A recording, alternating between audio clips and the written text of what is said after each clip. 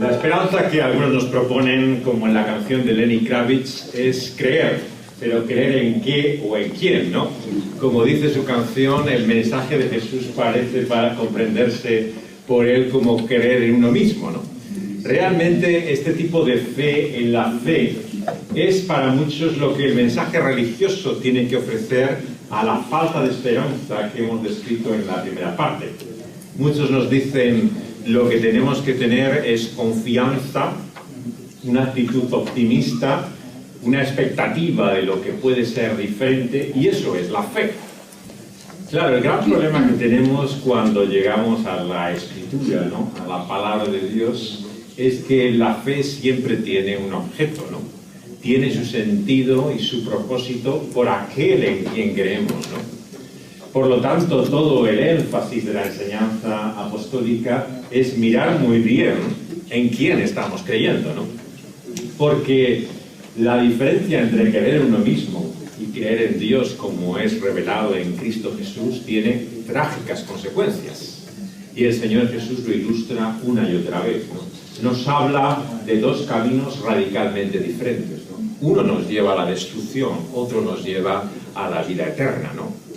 Vemos que la fe, dependiendo de qué o en quién está depositada, ¿no?, tiene realmente unas consecuencias tremendas, ¿no?, que implican nuestra propia vida.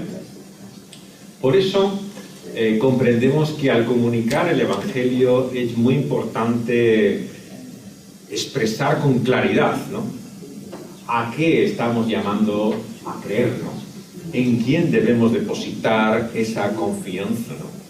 Porque si de alguna manera la impresión es como en la canción de Kravitz, que se trata de algo que está en tu propio corazón, de lo que estamos hablando es de lo que bíblicamente llama la Biblia un ídolo. El ídolo es precisamente aquello que en nuestro corazón hemos puesto toda nuestra confianza, ¿no?, sea una cosa, una idea o una persona, que pensamos que va a darnos lo que solamente Dios puede darnos, ¿no? En esos ídolos depositamos, por lo tanto, nuestra confianza, tomen la forma que sean, ¿no?, sea dinero, sea influencia o poder, sea sexo o placer.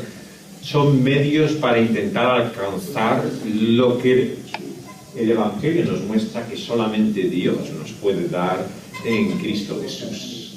Los ídolos inevitablemente, por lo tanto, nos funcionan, nos fallan, ¿no?, nos dejan finalmente sin nada.